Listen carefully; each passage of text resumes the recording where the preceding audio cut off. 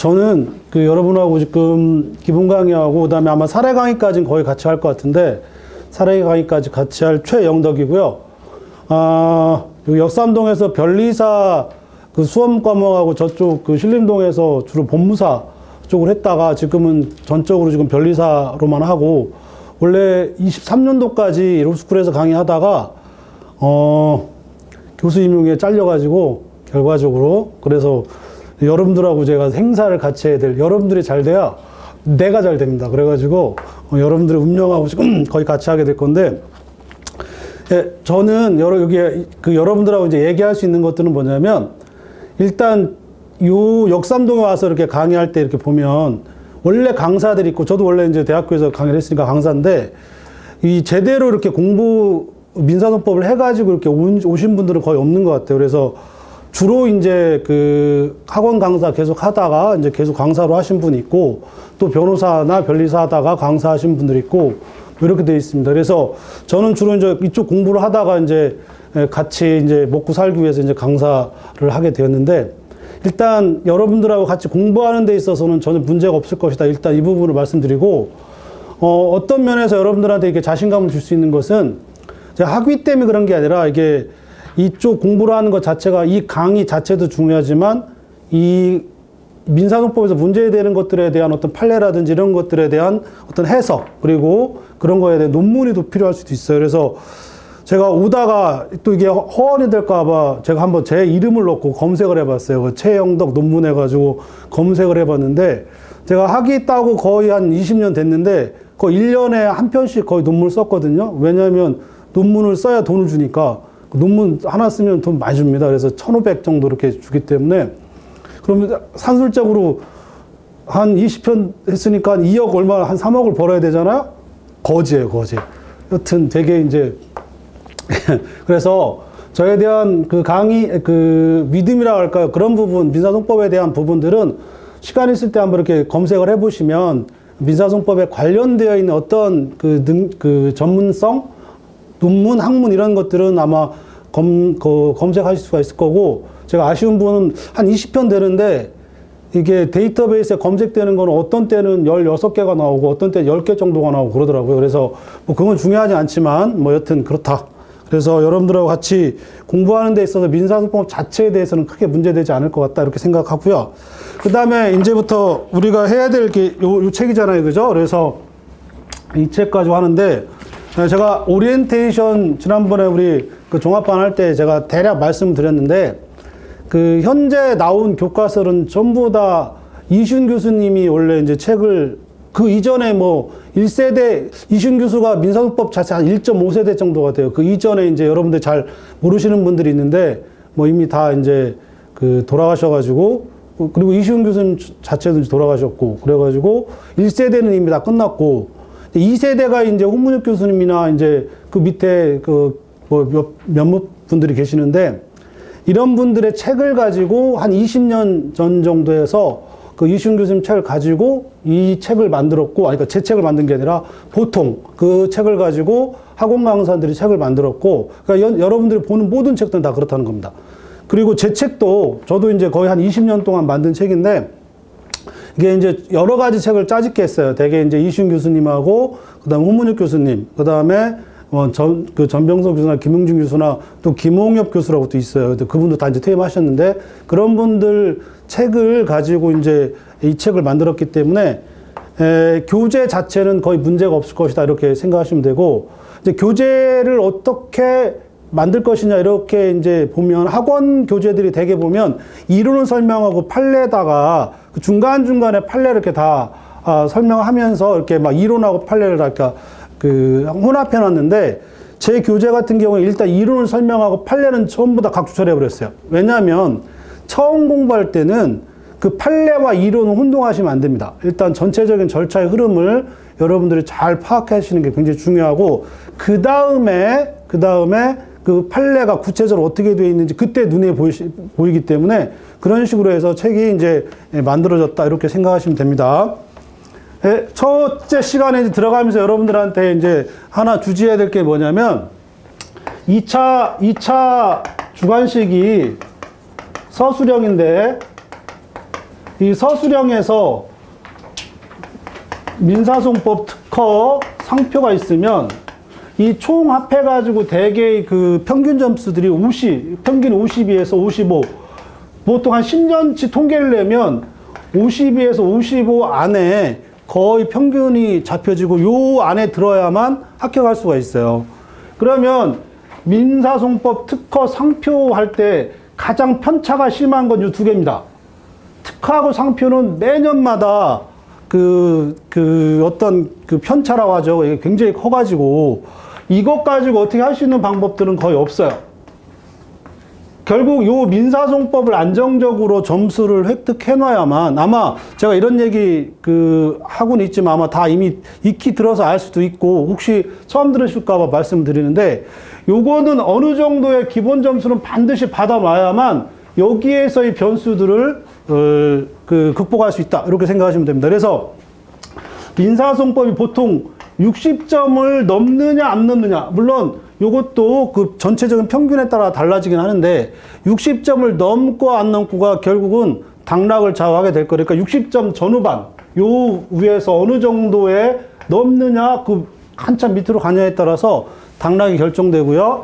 따라서 민사소송법을 60점 정도에서 안정되게 점수를 유지할 수 있는 어떤 실력, 그리고 문제 풀이할 수 있는 능력, 이런 것들이 굉장히 필요한데, 여러분한테 말씀드리려고 하는 건 뭐냐면, 객관식은 이거 이미 객관식을 봤으니까 아시겠지만, 객관식은 오지선다형 중에 맞는 것만 잘 찍으면 돼요.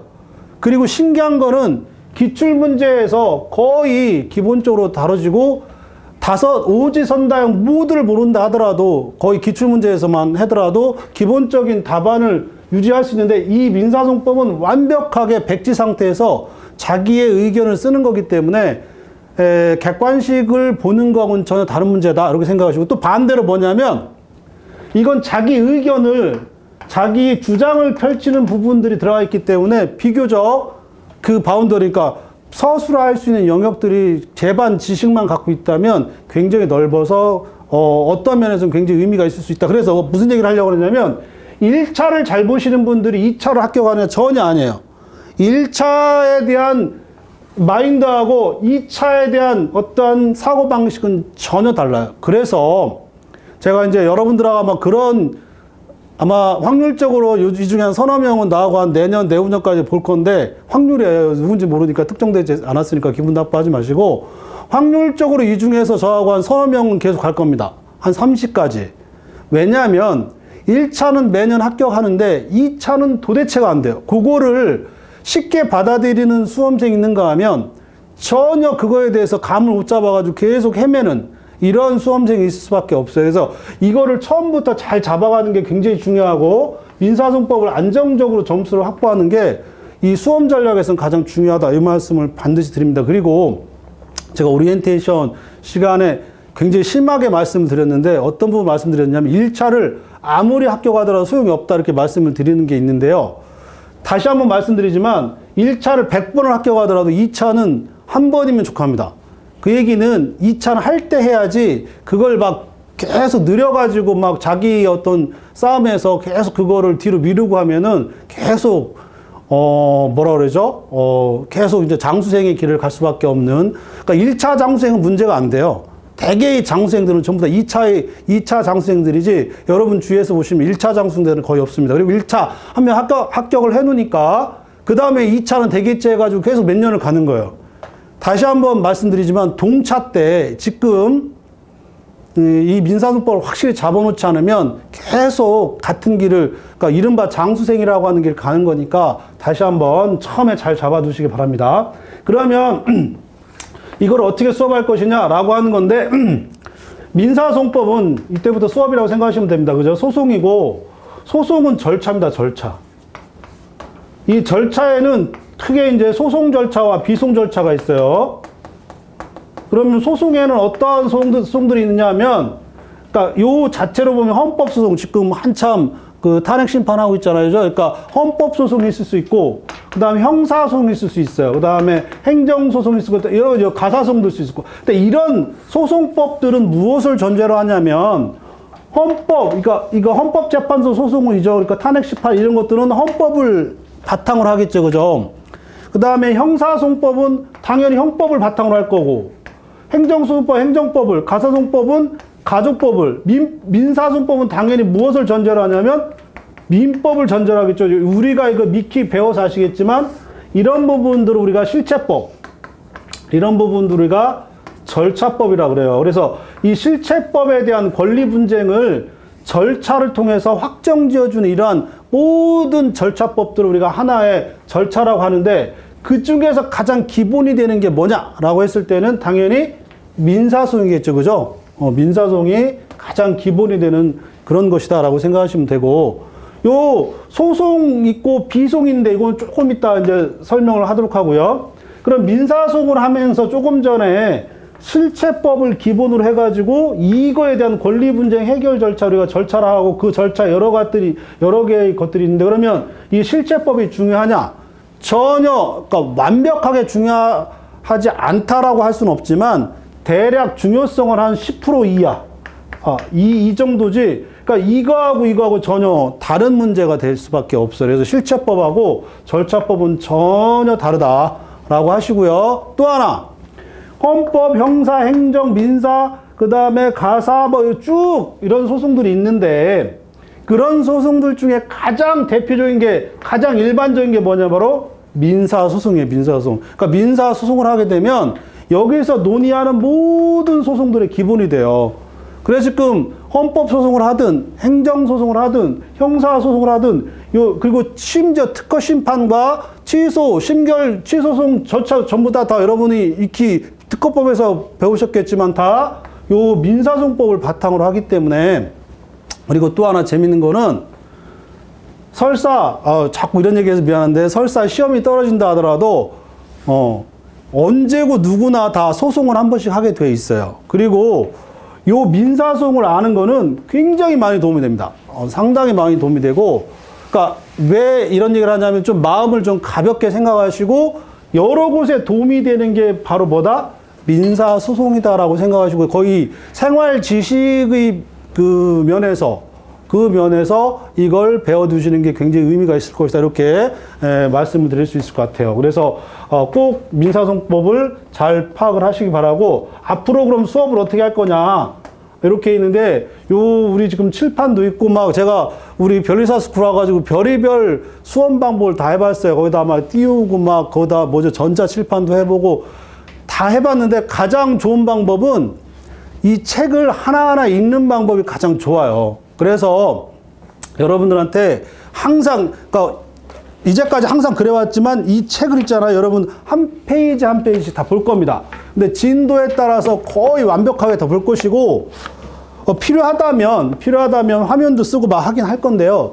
일단 여러분들은 이 책을 기본서로 삼아서 반드시 끝까지 보시고요. 현재 역삼동에 나와 있는 책 중에 가장 교과서에, 그러니까 법대에서 쓰고 있는, 그러니까 로스쿨에서 쓰고 있는 일반적인 교과서들이 있어요. 요새는 출판 기술이 굉장히 좋아가지고 모든 학교의 민사소송법 교수들이 자기 책을 가지고 있는데, 그 책들을 모두 표본 삼아서 볼 수 있는 이런 교과서에 해당하는 겁니다. 그러니까 학원 교재가 아닌 일반 학교에서 볼 수 있는 걸 최대한 압축해가지고 만든 책이기 때문에 이 기본 교과서로서도 손색이 없어가지고요.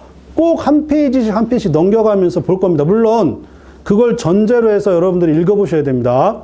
그러면 이 민사소송법 교재를 가지고 하되 단권화가 필요하단 말이에요.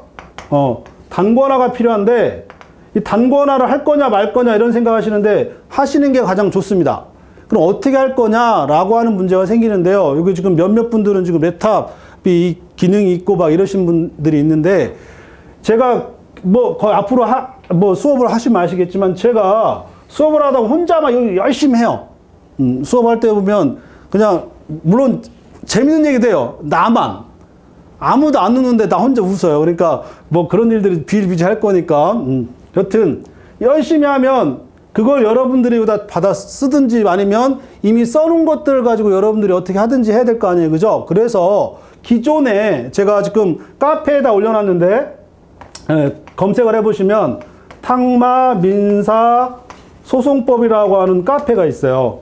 요 카페 어젯밤에 내가 올려놨어. 어젯밤에 올려놨으니까 그 가입 신청하면 제가 바로 가입 눌러주시고, 지금 어제 8시 20분에 올려놨으니까 거기 탕만민사송법 카페에 보면 두 개의 하나는 OS로 하나는 HWP로 해서 두 개의 버전으로 제가 한 게 아니라 하나는 유수빈이라고 현재 판사 재직 중인 제자가 하나 만든 게 있고, 그 다음에 황단비라고 현재 2차 여러분하고 그 같이 공부하고 있는 두 사람의 버전으로 이렇게 요약집이 올라가 있어요. 이걸 바탕으로 여러분들 걸로 만드세요. 여러분들 거로. 이게 굉장히 중요합니다. 여기서 계속 똑같은 얘기인데 절차라고 그랬잖아요. 절차는 소재기부터 해가지고 판결까지 하나하나의 단계란 말이에요. 이 단계에서 생기는 경우수들에 대해서 어떻게 판단할 것이냐. 누가? 판사가. 이것이 소송인데, 이 기본적인 절차 흐름 있잖아요. 그죠? 이런 것들을 여러분들 걸로 만들어 놓으면 그다음부터는 민사소송법은 그래서 항상 안정적이에요. 다른 법들은 아닌데 민사소송법은 항상 고득점 나온 사람은 계속 고득점 나오게 돼 있어요. 그게 왜 그러냐. 이 절차를 자기 것으로 숙지했기 때문에 그렇게 되었다. 이렇게 이제 말씀드리는 거고, 요거를 참고로 하셔가지고 여러분들 걸로 만드시는 게 굉장히 의미가 있다 해서, 아마 제가 볼 때는 패드 가지고 정리하시든 그걸 프린트 해가지고 거기다가 여러분 걸로 만드시든 그건 여러분들이 적절하게 정리하시면 됩니다. 굉장히 중요하다. 말씀드리고요. 일부러 PDF로 안 하고 다 한글판으로 올려놨으니까 여러분들이 그걸 가지고 조작을 하든 뭘 하든 상관이 없어요. 여러분들 거니까 그렇게 하시면 됩니다. 그래서 요 두 가지, 우리 교재 기본서 이것과 그 다음에 요 카페에 올라가 있는 요약 정리된 것 가지고 수업을 하되, 뭐 수업하다 보면 다양한 변수들이 생기잖아요. 그죠? 그런 것들은 그때 적절하게 이제 말씀을 드리도록 할 거고요. 그래서 요 교재하고, 그 다음에 지금 오늘 나눠드린 거 있는데, 이 나눠드린 거 이제 강의 계획서가 있어요. 거의 강의 계획서는 거의 이대로 갈 거예요. 거의 이대로 가고, 그건 앞으로 여러분 계속 보시면 되고, 두 개가 나눠드렸는데, 하나는 민사소송법 법조문이 나눠져 있고, 또 하나는 메일 점검이라고 해서 두 개의 프린트가 있어요. 일단 민사소송법 법조문은 여기 이 역삼동에서 이 쓰레기처럼 돌아다니는 법전들 있잖아요. 그죠? 그거 아무거나 주시면 돼요. 그게 없으면 뭐 법제처나 법령정보센터라고 검색을 하시면 민사소송법 그냥 프린트 하시면 돼요. 그리고 제가 생각할 때는 뭐 합격자들이나 아니면 빨리 주위 돌아다니는 쓰레기 중에 그 시험용 법전 있잖아요. 그죠? 빨리 그거를 쓰레기를 통해서 줍든지 아니면 중고 들어가 보면 뭐 한 1, 2천 원이면 살 수도 있어요. 그러니까 그거를 계속 가지고 다니세요. 거기에 시험용 법전에는 민법, 특허, 상표뿐만 아니라 민사소송법 모든 게 다 있으니까 그거 꼭 들고 다니시기 바라고, 첫날이라서 제가 일부러 이렇게 복사를 해드렸어요. 그래서 법전은 여러분들이 꼭 갖고 다니시라. 물론 제 책에 필요한 법조문들은 다 또 기재되어 있어요. 그래서 특별하게 근데 제가 왜 이런 얘기를 하냐면 여러분들이 보셔야 돼요.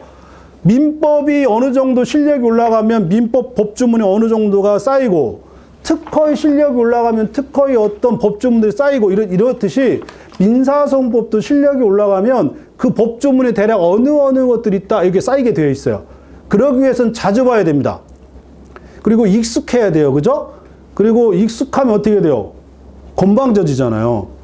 건방져진다는 건 여유가 있다는 거예요. 그러니까 사람이 여유가 없으면 나중에 자꾸 얘기하지만 서술하는 거예요. 서술. 여유가 없으면 서술할 수가 없어요. 그러니까 조급한 마음으로는 절대 서술할 수가 없기 때문에 항상 이 법조문에 익숙해지는 이런 습관을 좀 들여라 라고 하는 차원에서 제가 말씀드려요. 그리고 기본 이과생들이 처음 변리사 수업하면서 민법 교수님한테 수업을 들으셔서 알겠지만 우리나라 법은 판택된 책이라고 그래가지고 기본적인 법조문을 해석 형태로 되어 있는 그런 하나의 학문입니다. 그 얘기는 법조문을 해석한 것이 현재의 그 법학이기 때문에 따라서 법조문이 없는 법학은 있을 수가 없어요. 그러니까 특히 사례시험을 준비하시는 분들은 이걸 들고 들어가는 유일하게 무기가 뭐냐면 법조문이란 말이에요. 그죠? 그래서 법조문을 보면 다 생각날 수 있도록 이 정도가 돼야 어느 정도의 실력을 쌓아진 것이다. 이렇게 생각할 수가 있으니까요. 반드시 이 법조문을 가지고 다니시라. 항상 연습하시라. 이렇게 말씀드립니다. 무슨 얘기인지 아셨죠? 그죠? 그래서 우리 교재는 법조문, 우리 기본서, 이렇게 두 가지를 가지고 할 것이고, 나머지는 여러분들이 제가 올려놓은 것. 그 다음에 오늘은 안 하겠지만, 이거 나눠드린 게 있어요. 나눠드린 게 매일 점검이라고 있어요. 매일 점검. 제가 이것도 OT 때 잠깐 말씀드렸는데, 매일 점검을 한 200제 정도 할 거예요. 200제. 200제 정도 하는데, 일단 지금 6년 동안, 작년까지 6년 동안 통계적으로 제가, 올해가 6번째고, 그러니까 5년 동안 수업을, 이 매일 점검을 거의 4년 전부터 해왔는데, 매일 점검 200문제 안에 여러분들이 보는 10개의 시험 있잖아요. 10문제 정도가 보통 8문제에서 10문제 정도가 나오는데 7, 8문제가 이 안에 다 들어가 있어요. 거의 유사성이 80%, 90%고요. 제가 수업하다가 계속 프린팅으로 나눠드릴 텐데 그것을 증명하게 될 겁니다. 그러니까 기출문제가 이런 게 있었는데 우리 매일 점검에 이런 게 있었다. 한번 비교해봐라. 라고 또 말로만 하면 안 믿으니까 제가 그래서 계속해서 그 증거들을 이렇게 보여드릴 겁니다. 그 얘기는 이 얘기를 왜 하느냐. 매일 우리가 이론과 판례를 하더라도 그거를 실제 어떻게 써먹고 있는지 어떻게 쓸 수 있는지를 매일 점검을 하셔야 돼요. 지금 우리가 3월 우리가 오늘가 2월 19일이고 그 다음 3월 18일이 기본 강의 끝나요. 딱 20회로 끝날 거고 그 다음에 3월 24일부터 사례 강의 해가지고 이것도 10회를 할 겁니다. 이게 그 4월 아마 그 첫째 주에 끝날 거고 그 다음에 일주일 쉬었다가 기초 GS까지 들어가요. 그래가지고 실전 GS까지 해서 이게 동차반 제 커리큘럼인데 들으실 분들은 들으시고 안 들으실 분은 안 들으시는데 2월 19일부터 해가지고 여기까지가 들어가는 게 대략 한 5월 15일까지예요. 그러면 2, 3, 4, 5, 3개월 동안 기본 강의 사례 쓰는 것까지 해가지고 여러분들의 실력을 60점까지 끌어올릴 수 있도록 하기 위해서는 굉장히 급합니다. 그리고 이 시도는 왜 중요하냐면 여러분들은 절대 재시생을 쫓아갈 수가 없어요. 왜냐하면 재시생들이 이미 이걸 한번 해왔기 때문에. 그러나 이걸 최대한 빨리 해놔야 설사 거의 확률적으로 90%겠지만 80에서 90% 떨어지겠지만 동차생들은 내년에 제시에서 합격하려면 이 과정을 최대한 완벽하게 해놓으면 내년에 확률이 더 올라가요. 물론 운이 좋으면 이 중에 10명 중에 2명 정도는 합격할 수 있어요. 제가 통계적으로 보면 항상 그래 왔으니까.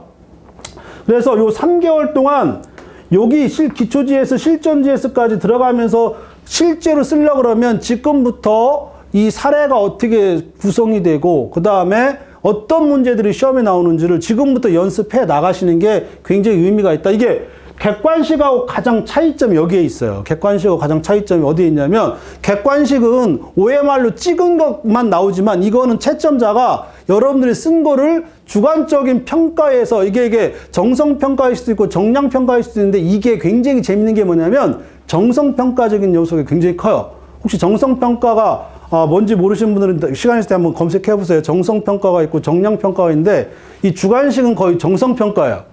그러니까 보자마자 얘는 잘 썼어 이런 게 있고 보자마자 얘는 아니야 라고 하는 어떤 것들이 있어요. 그런 것들 중에 특히 사례시험 같은 경우에는 정성평가적 요소들이 굉장히 강하기 때문에 동차반도 처음에 그 방향만 잘 잡으면 가능성이 있다 라고 제가 반드시 말씀드려요.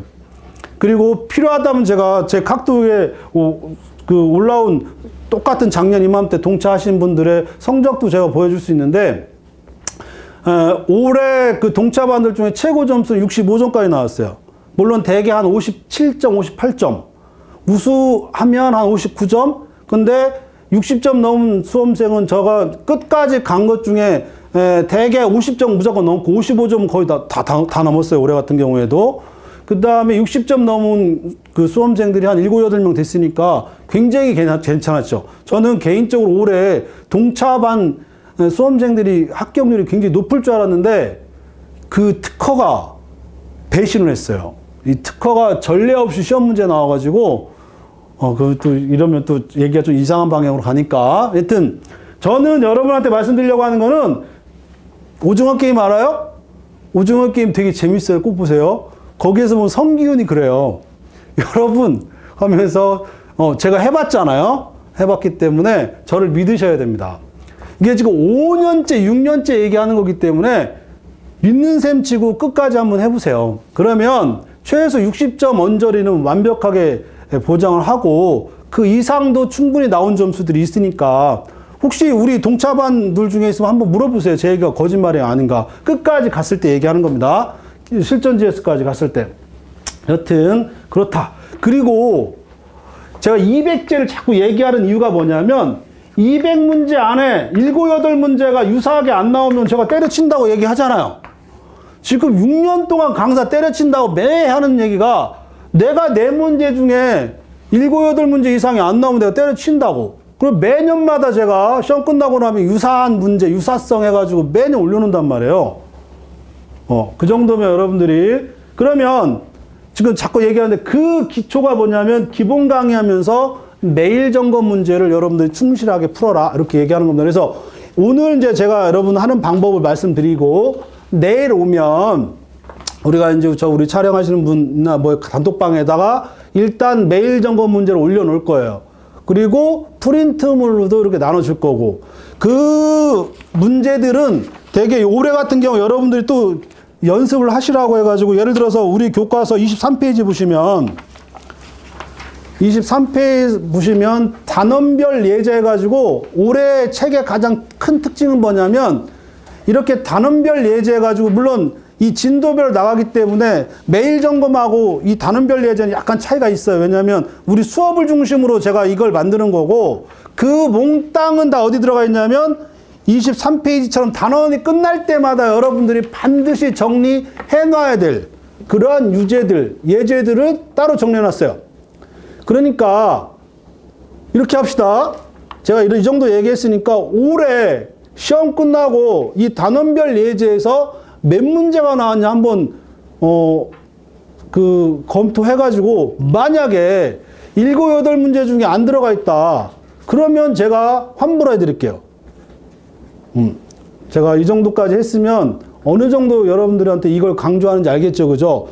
기본 강의 들어가면서 자기 실력을 체크하고 어떻게 써야 되는지를 지금부터 하시는 게 가장 빠른 길이다. 그렇게 말씀드려요. 이 정도까지 말씀을 드리면 될 것 같고 혹시 우리 수업을 지나가면서 이 정도에서 앞으로 해나갈 것이다. 지금 한 30분 정도 제가 말씀을 드렸는데 혹시 궁금한 거 수업에 앞으로 진행하는 거에 있어서 어떤 부분에 있어서 궁금한 거 괜찮습니다.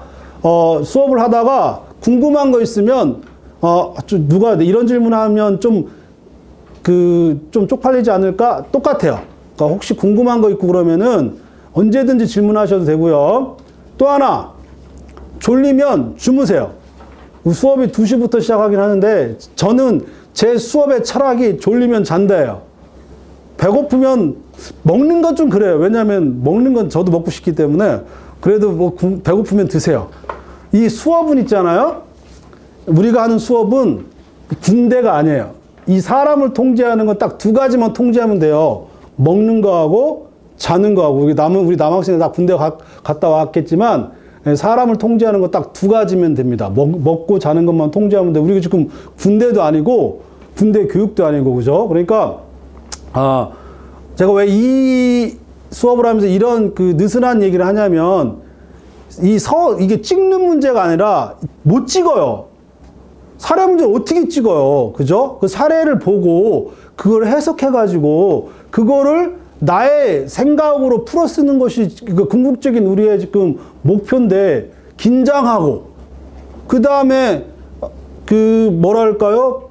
사고방식이 경직되어 있고 이러면 절대 능동적인 사고를 할 수가 없어요. 그러니까 이 수업은 굉장히 느슨하게 여러분들 마음을 좀 느슨하게 하면서 사고하면서 들으세요. 그래야 여러분들이 7월 15일 날 시험 볼 때 아주 생각보다 훨씬 그래서 어떤 얘기들이 있냐면 특히 2차 시험은 잘 봤다고 생각한 애들은 거의 떨어져요. 못 봤다고 생각했는데 붙어요. 그거의 비밀이 어디 있느냐면 거기에 있어요. 왜냐하면 못 봤다고 생각하는 애들은 자기의 능동적인 혹은 논리적인 생각을 하면서도 자신이 없는 거고 잘 봤다고 생각하는 건 지가 생각했던 거 기억나는 판례가 열심히 썼으니까 합격했다고 생각하고 이렇게 되는 게 굉장히 많거든요. 그러니까 이 서술형의 가장 중요한 점은 여러분들의 논리적인 사고방식을 어떻게 풀어내느냐. 물론 그 논리적인 사고방식 일기를 쓰는 게 아니라 논리라는 건 논거가 필요한 거고 논거가 바로 이론과 판례인데 그거를 어떻게 적절하게 연결해서 이 사례를 보는 거냐에 관한 하나의 어떤 시험이기 때문에요. 계속 말씀드리지만 이 수업은 여러분들이 자율적으로 사고하면서 궁금한 거 있으면 언제 했는지 물어보고 그렇게 수업을 하시면 되겠습니다. 지금부터 수업 들어가도록 할게요. 이 페이지 보시면 민사소송법의 체계라고 해가지고 민사소송법의 법적 체계 이렇게 되어 있습니다. 그래서 여기서 아까 보셨다시피 이게 실제법이 있고 절차법이 있고 요거는 헌법은 헌법소송 이런 것들은 다 요약 정리된 데 다 있어요. 나중에 내일 아침에 오면 오늘은 첫날이라서 제가 오리엔테이션 하는 거고 내일 2일차 오면 제가 오늘 한 거를 20분 동안 쭉 정리합니다. 쭉 다시 한번 정리하고 매일 점검 문제 풀고 계속 그렇게 나갈 거예요. 그래서 여러분들이 같은 내용을 기본 강의하면서 적어도 3번 정도는 계속 반복해요. 기초 GS 하면 또 반복하고 그래서 아까도 얘기했지만 기초 GS까지 끝나고 나면 5번을 반복하거든요. 그러니까 계속 제가 반복을 시켜줄 거니까 그 반복 시켜주면서 정신만 잘 차리시면 절차를 파악하는 데 크게 문제가 없을 것이다. 지금은 아무것도 아니고 법조문 봅시다. 법조문을 보시면 이게 되게 재밌어요. 법조문을 보시면 민사소송법 있잖아요. 그러면 민사소송법이 우리 법에서 어떤 의미를 차지하느냐라고 하는 거를 설명해 나가는 거예요. 그 다음에 바로 뭐가 나와요? 1조가 나오겠죠. 그죠? 그러니까 그 전에 이 법조문 요거를 책으로 만들어야 되니까 누가? 교수들이 뭘 좀 그럴듯하게 써줘야 될 거 아니에요. 그죠? 바로 1조부터 들어가면 안 되잖아요. 그러니까 1조 들어가기 전에 뭐부터 얘기하는 거예요? 민사소송법이 뭐다 해가지고 막 거기다가 막 쓸데없는 얘기 이따만큼 써요. 그래야 뭐가 있어 보이니까. 그래서 지금 그 얘기하는 거예요. 실체법이 있고 절차법인데 실체법에 대응하는 절차법이 하나의 민법에 대응하는 혹은 민법 및 민사특별법 아마 다 들어봤겠지만 요 민법 그럼 민법에 관한 건 뭐예요? 사인과 사인 간을 규율하는 법률. 그러니까 사인과 사인 간을 규율하는 모든 형태의 법률에 대한 권리 문제 해결 절차가 뭐다? 민사소송법이다. 그리고 이건 절차법이고 이거는 실제법인데 여기서 가장 중요한 거는 민법은 사인과 사인이죠. 그죠? 사인과 사인 간의 법률 관계 우리가 이걸 뭐라고 그래? 이거가 사법이라고 사법. 그죠? 사법. 그러니까 사인과 뚫어지게 쳐다보니까 또 제가 잘 써드릴게요. 이게 사자가 개인사자, 개인사. 개인사인데 앞으로 계속 얘기하겠지만 이 개인사에 요 앞에 있는 게 벼화. 벼 알죠? 벼? 이 벼가 여러분들은 다 그 시티즌이라서 잘 모르겠지만 시골 가면 벼가 있어요. 벼. 들판에 벼가 어떻게 돼? 이렇게 돼 있어요. 그래서 벼가 익으면 이런 식으로 이렇게 돼 있단 말이에요. 그죠? 여튼 벼가 있고 벼 속에 사람이 들어가 있어요. 벼 속에 사람이 들어가 있는데 그게 누구예요? 여자가 들어가 있는 거고 똑같아. 그러면 옛날에 벼 속에 여자가 들어가면 이 여자와 이 벼의 크기가 어때요? 똑같잖아요. 그러한 사람들을 뭐라고 그래? 그러한 사람들을 난장이 외자로 난장이 외. 그래서 요걸 뭐라 하면 난쟁이 외. 그래 우리가 이거 외놈 그러잖아요. 외놈. 그 외놈이 뭐예요? 난장이 남의 북저 뭐 이거 그런 얘기 들어봤죠, 그죠? 그래가지고 요 벼가 지금 무슨 얘기를 하려고 그러냐면 이 벼라고 하는 건 동양적 사고방식에서는 굉장히 많은 걸 보여줘요. 그러면 우리가 왜 이걸 개인사자에 벼가 들어가 있느냐? 우리가 개인이라고 하는 건 곧 뭘 얘기하냐면 개인의 뭘 얘기해요? 소유를 얘기하는 겁니다. 재산을 얘기하는 거죠. 우리가 고대로부터 재산이라고 하는 건 여러분들은 잘 모르겠지만 할머니들한테 물어보면 쌀 산다는 얘기가 있어. 쌀 산다. 그래가지고 모든 그 재화의 교환 가치의 기본이 어디에 있냐면 바로 옛날에 쌀에 있었어, 쌀. 무슨 얘기 하냐면 요 개인이라고 하는 건, 사인이라고 하는 거는 개인의 재산을 전제로 하는 거예요. 개인의 재산을. 그럼 모든 권리, 그러니까 민법 들어가면 재산법, 그 다음에 신분법 이렇게 나오잖아요. 그죠? 그 개인의 소유권 절대의 원칙이라는 게 곧 뭐예요? 개인 간의 법률 관계라는 이런 얘기잖아요. 이런 얘기. 자꾸 제가 왜 하다 보면, 수업하다 보면, 아직 이제 여러분 적응하지 않아서 그런데 하다 보면 별의별 얘기 다 할 거니까. 왜냐면 수업은 재밌어야 되니까 그러는 재밌어요. 물론 나 혼자만 있어서 문제이긴 한데 계속 얘기할 겁니다. 여튼 그래서 이 개인 간의 법률에 개인과 개인 간. 그런데 이건 절차잖아요. 절차는 누가 절차를 하냐면 공법이에요. 공법. 이게 굉장히 중요합니다. 왜냐하면 이 민사소송법은 누가 운영하는 거예요? 판사들. 그죠? 판사. 이 판사가 뭐예요? 판사가. 이 판은 이게 뭐냐면 소예요. 소를 칼로 뭐 하는 거예요? 딱 자르는, 반으로 자르는 거, 반. 이게 반이잖아요. 반으로 자르는 사람. 이게 이제 판사인데, 지금 판사는 공무원이에요. 당연히 판사는 공무원이죠. 그리고 요 운영하는 법원도 뭐예요? 공무원이잖아요. 그죠? 그래서 절차법은 엄격한 의미에서는 행정법에 들어갑니다. 행정법은 엄격한 의미에서 공법에 들어가요. 공법. 그래서 민사소송법은 공법이다. 이 공자가 왜 공이에요? 이게 잘 생각을 해요. 잘. 이것도 다 형상화시키는 건데, 옛날 사람들이 이게 분배한다는 뜻, 분배. 그러니까 옛날에 그 역사적으로 보면 공무원들은 전부 다 뭘 하는 사람은 나눠주는 사람들. 뭐 그런 뜻입니다. 앞으로 계속 얘기하겠지만. 그래서 앞에서 보면 민사소송법이 가장 큰 특징은 공법이다. 그리고 절차법이다. 이런 얘기를 하는 거예요. 절차법인데 어떤 절차법? 소송법이 있고 비송법이 있어요. 비송. 그럼 우리가 앞으로 해야 될 게 뭐야? 소송법이잖아요. 민사 비송법도 있겠어요? 민사 비송법도 있겠지. 그러면 소송법하고 비송법의 차이가 뭐냐? 앞에서 설명해놔. 이게 굉장히 기분 나쁜 얘기예요. 앞으로 지금 민사소송법도 안 배웠는데 어떻게 소송법을 배우겠어요. 그죠?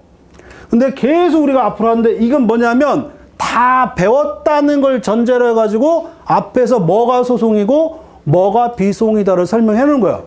근데 책을 쓰려고 그러면 누구나 그러겠지만 책을 쓰려고 그러면 이게 하나의 완결성을 가져야 되니까 민사소송법을 설명하면서 앞에다가 뭘 다 이게 이런 법이 있고 소송법이 있고 이런 소송법, 그게 어디까지 설명이 돼 있어요 지금? 여러분들 그 6페이지 7페이지 9페이지 그래서 어디까지냐면 13페이지까지 민사소송법과 재반 절차에 대한 논의를 다 해놓는 거예요. 그럼 이걸 왜 내가 여러분 분위기 보니까 건너뛸 것 같죠? 건너뛸 겁니다. 왜 건너뛰냐면 지금 소송법을 하는데 이것도 모르는데 비소송법을 어떻게 알아요? 그리고 민사소송법도 모르는데 행정소송법이나 형사소송법이 어떻게 아냔 말이에요. 그러니까 여기에서 대략 이런 감만 잡으시고 넘어가셔도 충분하다라고 하는 거고, 조금 있다가 끝나면서 제가 다시 한번 이 소송과 비소송의 가장 근본적인 차이가 뭔지를 간단하게 설명하고 넘어갈 거예요. 그러니까 이 어디까지 여러분들 어디까지냐면 13페이지까지는 나중에 시간 있으면 하고 시간 없으면 안 해도 돼요. 시험하고는 상관이 없으니까. 네, 일종의 그런 거다. 그런데 하나만 짚고 넘어가는 게 페이지 3페이지. 페이지 3페이지에 보면 거기에 보면 효력 규정과 훈시 규정이 있어요. 효력 규정과 훈시 규정인데 이게 어떤 의미를 얘기하냐. 그러면 아까도 얘기했지만 민법은 사법이라고 했어요. 그죠? 소송법은 소송법은 절차법이고 절차법은 공법이다. 그러면 사법은 민법을 여러분 배우실 때 뭐래요? 사법은 임의규정이에요, 강행규정이에요? 계약은 임의규정이에요, 강행규정이에요? 106조가 뭐예요? 당사자 의사가 우선하는 규정을 뭐라고 그래? 임의규정이라고 하죠. 임의규정. 그러니까 민법은 전부 다 무슨 규정이야? 기본적으로 임의규정이고 당사자 의사보다 강제할 수 있는 걸 뭐라고 그래? 강행 법규라고 그러니까 민법은 전부 다 임의규정이 우선 원칙이고 예외적으로 강행규정이 있을 뿐이에요. 그 강행규정은 뭐예요? 103조에다 이렇게 103조. 103조에 보면 선량한 부속 기타 사회 질서와 관계 있는 규정은 무슨 규정? 강행규정. 나머지는 전부 다 무슨 규정? 그러면 공법은 선량한 풍속 기타 사회 질서와 관계 있어요, 없어요? 공법이잖아요. 공법이 그 자체가 하나의 사회 질서 아니야? 그 자체가 하나의 사회 질서죠. 그러니까 민사소송법은 절차법이 공법이니까 기본적으로 다 무슨 규정? 기본적으로 강행규정이 강행규정. 강행규정이고 전부 다 무슨 규정? 효력규정이 원칙이에요. 효력규정. 그러니까 강행규정이고 효력규정이 원칙이니까 따라서 민법에서 강행규정 위반하면 유효야 무효야? 무효죠. 강행규정 위반은 전부 다 무효잖아요.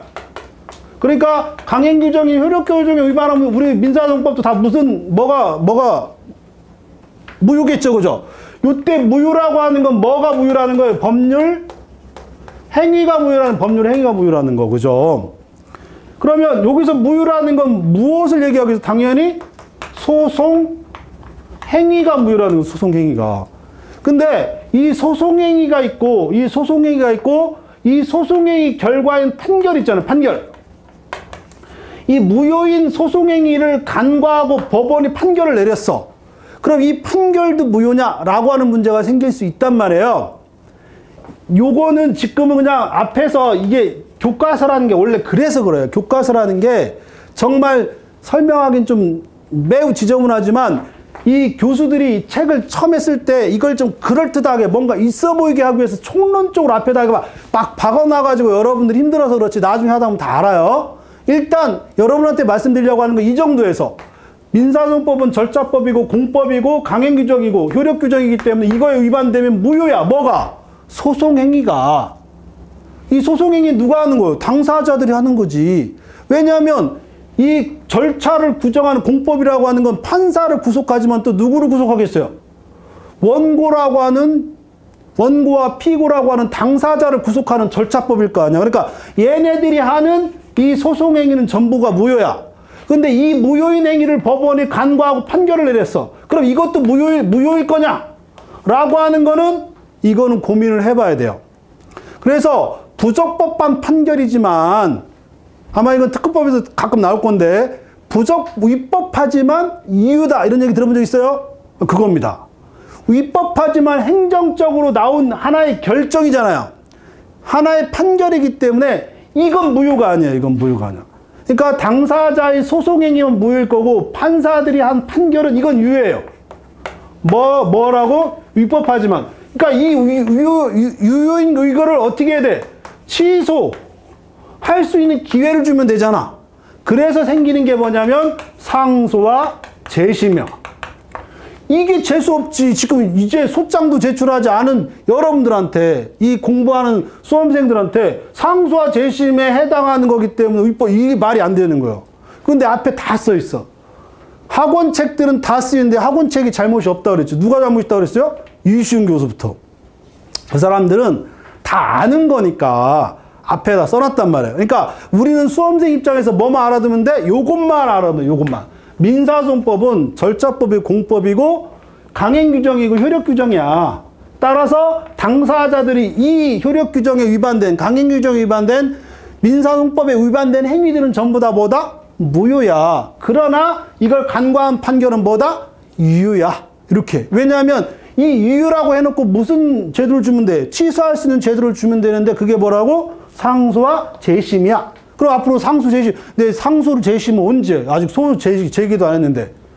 그렇지만 미리 한번 또 정리하고 들어가요. 뭘 정리하냐면 이 판결은 모두 유효인데 예외적으로 이 판결조차도 무효일 수가 있어요. 판결이 무효인은 네 가지. 싸가지? 네 가지. 그게 뭐냐면 망적해. 재판권이 없고 사망한 당사자를 상대로 하고 그다음 당사자 적격이 없는 자를 상대로 한 소송이고 소송 계속이 없는 것들 요 네 가지만큼은 판결도 무효다 라고 누가? 이준 교수가. 그래서 현재 모든 교과서에 전부 다 제망적계 4가지를 빼놓고는 전부 다 판결은 유효다. 이렇게 지금 현재 결론 나 있고, 요게 어디에 규정되어 있냐면 3페이지에 보면 제가 각주에 보면 나와 있어요. 3페이지 각주 1번에 보면 제망적계라고 쓰여 있죠. 그죠? 요게. 네, 근데 요게 전혀 의미가 없다. 왜 의미가 없냐면 나중에 또 하게 되어 있어요. 이게 총론적인 부분이라서 아무 의미가 없어요. 그렇지만 우리가 교과서는 봐야 되기 때문에 그 정도에서 합시다. 그래서 민사소송법이 뭐다까지 해가지고 어디까지 넘어가냐면 13페이지까지 넘어가시면 돼요. 13페이지까지. 그러면 우리 법조문에 보면 뭐가 있어? 민사소송법 해가지고 민사소송법이 뭐다 해놓고 그 다음에 뭘로 들어가요? 총칙으로 들어가요. 총칙으로. 그죠? 총칙으로 들어가는데 그게 어디냐면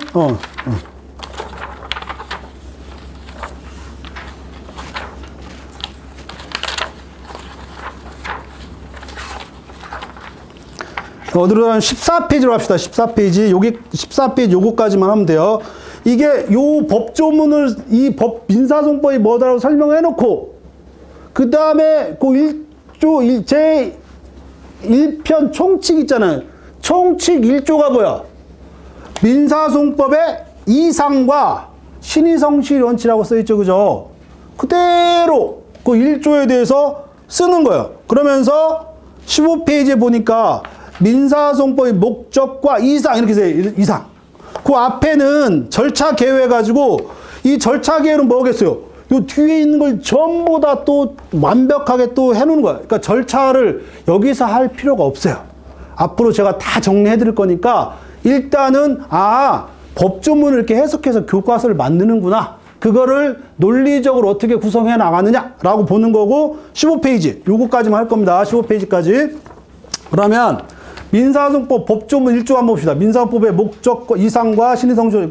법원은 소송 절차가 공정하고 신속하며 경제적으로 진행되도록 노력해야 된다. 그러면 공정 있죠.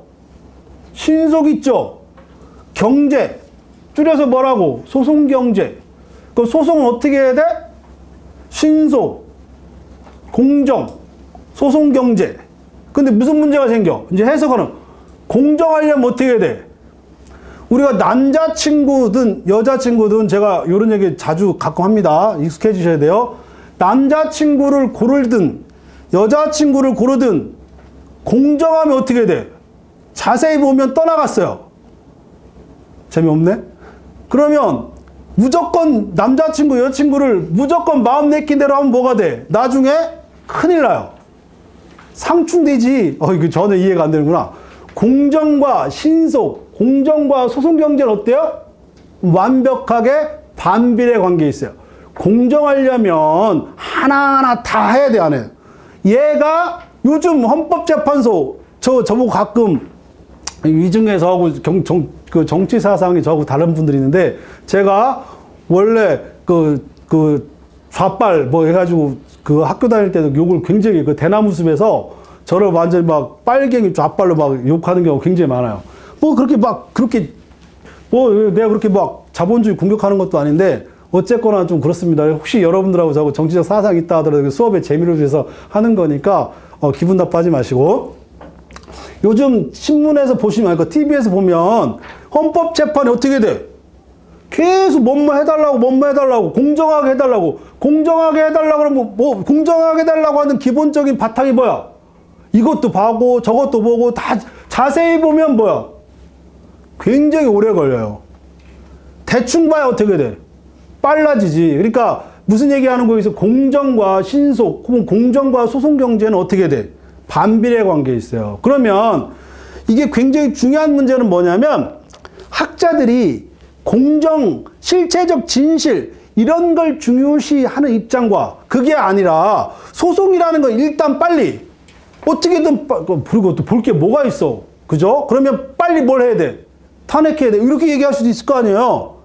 그렇게 아니라고 하는 사람도 있고, 그거에 지금 그 사회적으로 나눠져 있는 근본적인 건 뭐냐면 공정하니까 최대한 절차를 오래 끌어라 이렇게 하는 게 있고, 또 하나는 뭐예요? 뻔한데 뭘 빨리 끝내야지 이렇게 하는 게 있단 말이에요. 결국 이 관점의 차이는 어디에 있는 거예요? 민사소송법을 어느 입장에 두냐에 따라서 어떻게 되겠어요? 견해가 나눠지겠지. 민법에서의 견해가 나눠지는 건 왜 나눠진다고 배워요? 실체적 진실을 중요시하느냐, 당사자의 진정한 권리를 중요시하느냐, 거래 안전을 중요시하느냐에 따라서 학설이 나눠진다. 이런 얘기 들어본 적 있어요? 마찬가지로 민사소송법도 어떻게 나눠져요? 공정하고 실체적 진실 발견에 주안점을 두느냐, 그게 아니라 소송 경제와 신속하게 권리를 구제해야 된다에 초점을 두는 게 더 중요하다라고 보는 견해가 있을 수 있어요. 그게 뭘로 나뉘어져? 나중에 학설로 나뉘어져. 그럼 이게 왜 중요해? 아까도 얘기했죠. 우리는 서술하는 거라고. 서술하는 거니까 거기다 구라를 쳐줘야 돼요.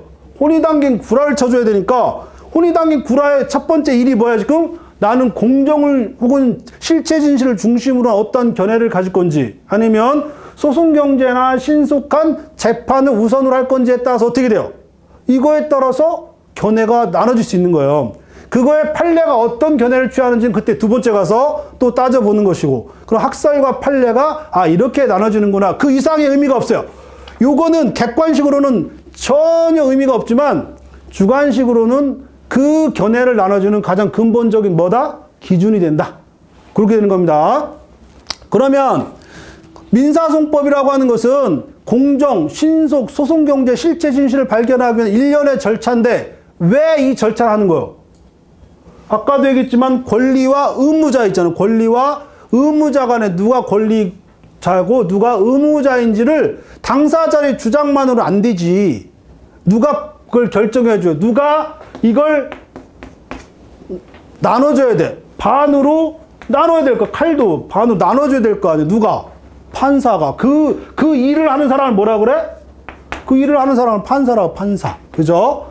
이 판사가 누가 권리자고 누가 의무자인지를 뭐 하기 위해서? 나눠주기 위해서 하는 소송법이 무슨 소송법? 민사소송법. 목적은 뭐야? 그걸 위한 법. 이렇게 되는 겁니다. 그 법을 하는데, 여기까지예요. 그 법을 하는데 이상, 노스테일즈요. 노스테일즈. 민사소송법을 권리가 누구, 의무가 누군데 누가 권리자인지 누가 의무자인지 마음대로 하면 안 되지. 뭔가 그럴듯하게, 그걸 좋은 말로 뭐라 그래? 이상. 민사소송법은 이래야 돼. 그 이래야 돼가 뭐라고? 이래야 돼가 바로 공정하고 신속하고 소송 경제에 맞게, 그 이상이야. 알겠죠? 아무 의미는 없으나 일조의 의미는 나중에 모든 민사소송의 절차를 하나의 어떤 충돌되는 견해를 구분하는 가장 중요한 기준점이 될 것이다. 이렇게 생각하시고, 이상의 의미는 거기에 있어요. 그러면 마찬가지로 그럼 신의성실의 원칙이 뭐냐? 2조. 이게 여기 때부터 시험 문제 나옵니다. 2항. 당사자와 소송관계인은 신의에 따라 성실하게 소송을 수행하여야 한다. 봐봐요. 1조 1항은 법원이 소송을 이렇게 해야 돼. 2항은 당사자 니네들은 또 이렇게 해야 돼. 이렇게. 그죠? 그러면 신의성실의 원칙도 뭐에 들어가요? 이상에 들어가지. 법원은 이렇게 소송하고 당사자는 이렇게 소송에 임해야 된다라는 이상이야. 만약에 이게 되게 재밌어요. 내가 재밌다는 건 나 혼자만, 1항은 법원이 이렇게 해야 된다는 거고 2항은 당사자 니네들은 이렇게 해야 돼. 이거 둘 다 뭐야? 둘 다 이상이지. 1항은 법원의 소송의 그럴듯한 모양. 이상. 이게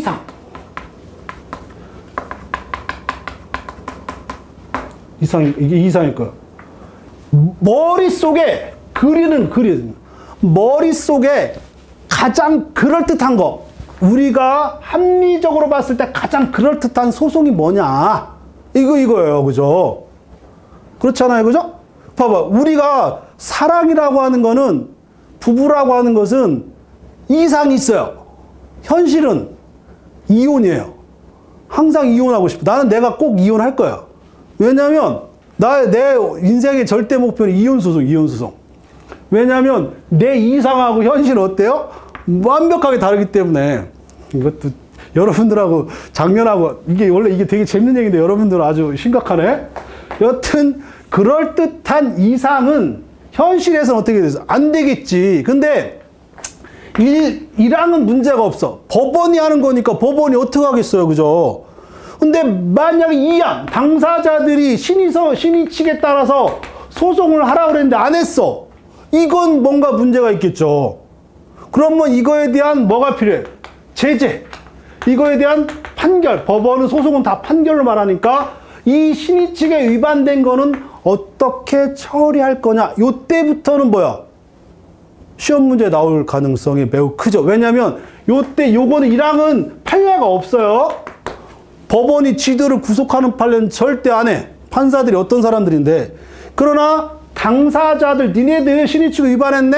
이거는 문제 삼을 수 있어 없어요? 이거는 문제 삼고 니네들이 신의 측에 위반된 소송 그 이상을 민사소송법의 이상에 위반된 행위를 했기 때문에 너에게 불이익을 줘야 돼. 그래서 어떤 판결을 내려야 되겠다.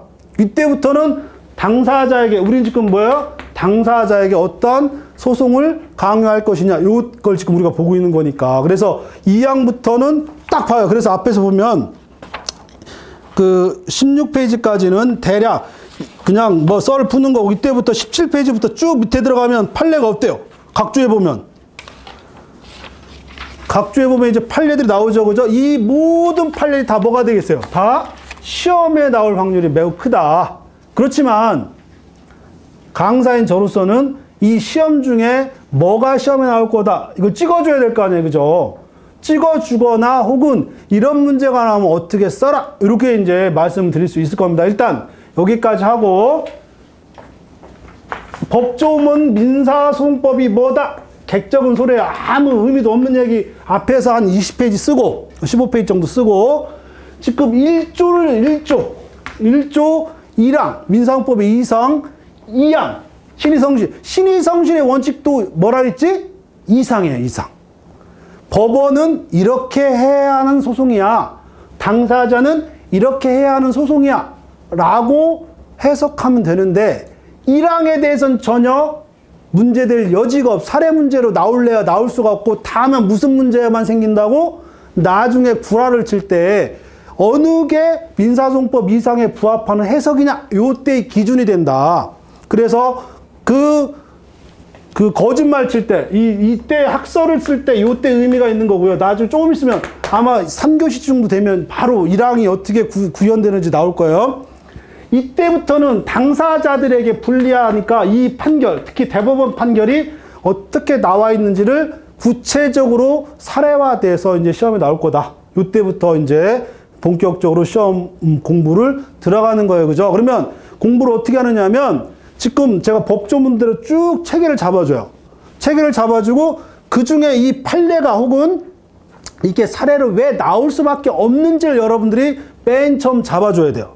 그래야 여러분들이 선택과 집중을 해가지고 1개월 안에 민사소송법에서 어떤 문제가 어떻게 나올지를 구분할 수 있겠죠. 그죠? 그렇게 이제 생각하시고 진행해 나가시면 돼요. 그러면 10분간 쉬었다가 바로 17페이지부터, 페이지 17페이지부터 계속 이제 사례 문제를 어떻게 해석해 나갈 건지 이 부분에 대해서 말씀을 드리도록 할게요. 수업은 50분에서 60분 수업을 하고요.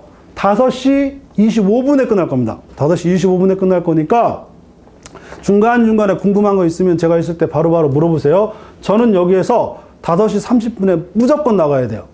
왜냐하면 제가 매일 청주에서 출퇴근하기 때문에 그 버스 안에 기차 잡기가 굉장히 힘들어요. 그래가지고 더군다나 오늘은 역삼역 4번 출구가 또 막아놨어요. 재수 없는 날, 그죠? 그래가지고 더군다나 그렇게 됐으니까 일단 수업은 그렇게 할 거니까 애누리가 없어요. 그러니까 쉬는 시간에 궁금한 거 있으면 바로바로 질문하세요. 10분간 쉬겠습니다.